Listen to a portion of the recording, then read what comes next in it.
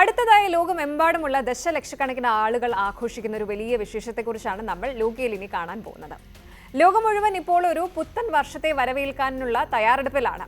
നമ്മൾ ജനുവരി 1-ാം തീയതി ആഘോഷിക്കുന്ന ന്യൂ ഇയർ പോലെ അല്ല ഇത്. ചന്ദ്രന്റെ സഞ്ചാരത്തെ അടിസ്ഥാനമാക്കിയുള്ള ലൂണ ന്യൂ ഇയർ ആണ്.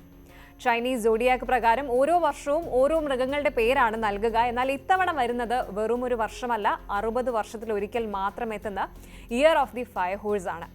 എന്താണ് ഈ വർഷത്തിന്റെ പ്രത്യേകത? ഈ സമയത്ത് ജനിക്കുന്ന കുട്ടികൾക്ക് എന്തെങ്കിലും പ്രത്യേകതയുണ്ടോ? ഏഷ്യൻ രാജ്യങ്ങൾ എന്തുകൊണ്ടാണ് ഈ വർഷത്തെ ഇത്രയധികം ഭയക്കുകയും ആദരിക്കുകയും ചെയ്യുന്നത്?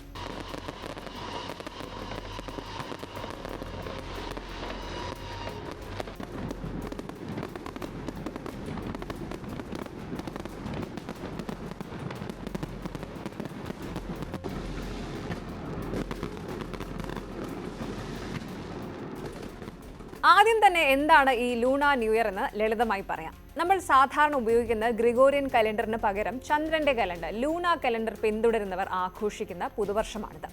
ചൈന, വിയറ്റ്നാം, കൊറിയ തുടങ്ങിയ രാജ്യങ്ങളിൽ ഇത് വലിയൊരു ഫെസ്റ്റിവലാണ്. ഓരോ വർഷവും 12 മൃഗങ്ങളിൽ ഒന്നിന്റെ പേരിൽ അറിയപ്പെടും. എലി, കാള, പുലി അങ്ങനെ പോകുന്ന ആ ലിസ്റ്റിൽ ഇത്തവണത്തെ താരം കുതിരയാണ്, അഥവാ ഹോഴ്സ്. ഇവിടെയാണ് ശരിക്കുള്ള ട്വിസ്റ്റ് വരുന്നത്. ചൈനീസ് ജ്യോതിഷം അനുസരിച്ച് 12 മൃഗങ്ങൾ മാത്രമല്ല, 5 എലമെന്റുകളുമുണ്ട്: metal, water, wood, fire, earth. കുതിരയും ഫയർ എലമെന്റും ഒന്നിച്ചു വരുന്നത് 60 വർഷത്തിൽ ഒരിക്കൽ മാത്രമാണ്. അവസാനമായി ഇത് വന്നത് 1966-ലാണ്. ഇപ്പോൾ 2026-ൽ വീണ്ടും ആ ഫയർ ഹോഴ്സ് വർഷം എത്തുകയാണ്. എന്താണ് ഇതിന്റെ പ്രത്യേകത? കുതിര തന്നെ വളരെ എനർജറ്റിക് ആയിട്ടുള്ള ഒരു ജീവിയാണ്. അതിനൊപ്പം തീ, ഫയർ കൂടി ചേരുമ്പോൾ ആ എനർജി ഡബിൾ ആകും. ഈ വർഷം ജനിക്കുന്നവർ വളരെ ക്രിയേറ്റീവ് ആയിരിക്കും, സ്വതന്ത്രമായി ചിന്തിക്കുന്നവരായിരിക്കും എന്നാണ് വിശ്വാസം. ദേ ആർ ബോൺ ലീഡേഴ്സ് എന്ന് വേണമെങ്കിൽ പറയാം. പക്ഷേ ഇതിനൊരു മറുവശമുണ്ട്. പഴയ കാലത്ത് ചൈനയിലും ജപ്പാനിലും ഒരു വിശ്വാസമുണ്ടായിരുന്നു. ഫയർ ഹോഴ്സ് വർഷത്തിൽ ജനിക്കുന്ന പെൺകുട്ടികൾ അല്പം തൻ്റെ ഇടം കൂടിയവരായിരിക്കും, അത് കുടുംബത്തിന് ദോഷം ചെയ്യുമെന്നൊക്കെ. ഇതൊക്കെ വെറും സൂപ്പർസ്റ്റിഷൻസ്, അതായത് അന്ധവിശ്വാസങ്ങളാണെങ്കിലും ഇതിന്റെ പ്രത്യാഘാതം വലുതാണ്. 1966-ൽ ജപ്പാനിലും ചൈനയിലും ജനനനിരക്ക് വല്ലാതെ കുറഞ്ഞിട്ടുണ്ടായിരുന്നു.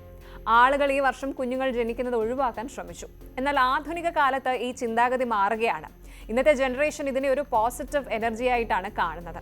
ലൂണ ന്യൂ ഇയർ എന്ന് പറയുന്നത് കേവലം ഒരു ആഘോഷം മാത്രമല്ല, അതൊരു വലിയ ഇക്കണോമിക് ഇവന്റ് കൂടിയാവുകയാണിപ്പോൾ.